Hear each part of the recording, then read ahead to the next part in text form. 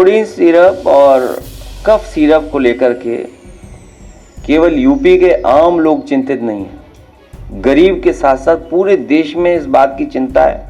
नमस्कार, मैं प्रेयसी और आप देख रहे हैं भारत एक्सप्रेस यूपी का डिजिटल प्लेटफॉर्म। समाजवादी पार्टी के राष्ट्रीय अध्यक्ष और उत्तर प्रदेश के पूर्व मुख्यमंत्री अखिलेश यादव ने गुरुवार 18 दिसंबर 2025 को लखनऊ में स्थित सपा मुख्यालय में आयोजित प्रेस कॉन्फ्रेंस के जरिए योगी सरकार पर कई गंभीर आरोप लगाए। इस प्रेस कॉन्फ्रेंस में मुख्य रूप से कोडिन कफ सिरप और विशेष गहन पुनरीक्षण के मुद्दे छाए रहे।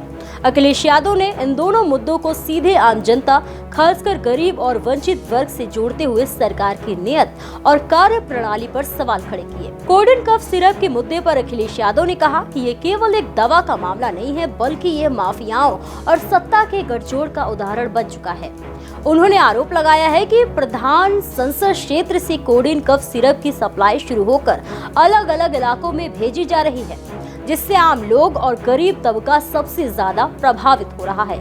अखिलेश यादव ने कहा कि कोडिन भैया और कालीन भैया जैसे नाम अब जनता की जुबान पर हैं, जो इस बात का संकेत है कि सरकार के संरक्षण में अवैध धंधे फल फूल रहे हैं। SIR यानी वोटर लिस्ट के विशेष गहन पुनरीक्षण को लेकर अखिलेश यादव ने बेहद गंभीर आरोप लगाए। उन्होंने कहा कि सरकार जानबूझकर समाजवादी पार्टी के समर्थकों के वोट कटवाने का दबाव बना रही है। अखिलेश यादव के मुताबिक मुख्यमंत्री जहां जहां दौरे पर जा रहे हैं, वहां अधिकारियों को कान में यह निर्देश दिया जा रहा है कि समाजवादियों के वोट काटे जाएं। उन्होंने आरोप लगाया कि अधिकारियों से कहा जा रहा है कि कोई न कोई कमी निकालो, नोटिस भी मत भेजो, बस वोट कटना चाहिए। कोडिन सिरप और कफ सिरप को लेकर के केवल यूपी के आम लोग चिंतित नहीं हैं, गरीब के साथ साथ पूरे देश में इस बात की चिंता है कि सबसे महत्वपूर्ण जगह से ये इतना बड़ा घोटाला चल रहा था। प्रधान सांसद जी के क्षेत्र से शुरू होकर के न केवल यूपी, देश भर में और दूसरे देशों में भी कोडिन सिरप, कफ सिरप को भेजा जा रहा था। और उसके पीछे शुरुआती दौर में ये बात निकल कर के आई, कुछ 100 करोड़ का घोटाला है ये, लेकिन बढ़ते बढ़ते ये निकल कर के आ रहा है कि हजारों करोड़ का घोटाला है। अखिलेश यादव ने सवाल उठाया है कि जब अभी तक आधिकारिक आंकड़े सामने ही नहीं आए हैं, तो मुख्यमंत्री को कैसे पता चल गया कि 4 करोड़ वोट कट गए हैं।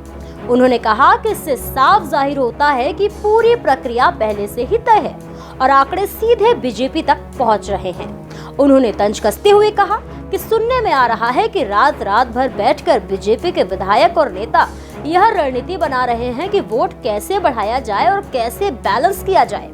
प्रेस कॉन्फ्रेंस में अखिलेश यादव ने अन्य मुद्दों को भी उठाया। उन्होंने गन्ना किसानों, चीनी मिलों और स्थिति और पर्यावरण प्रदूषण पर चिंता जताई। उन्होंने कहा कि प्रदूषण का स्तर इतना बढ़ चुका है कि लखनऊ में अंतर्राष्ट्रीय क्रिकेट मैच तक नहीं हो पाया, जबकि यही वो स्टेडियम है जिसे समाजवादी सरकार ने बनवाया था।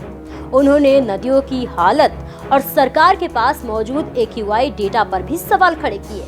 बिहार के मुख्यमंत्री नीतीश कुमार से जुड़े बुर्का विवाद पर अखिलेश यादव ने इसे दुखद घटना बताया और कहा कि पूरी दुनिया में इसकी निंदा हो रही है। वहीं संजय निषाद के बयान पर भी उन्होंने पलटवार किया। उन्होंने कहा कि मुख्यमंत्री ने ही उनसे ऐसा कहने को कहा होगा।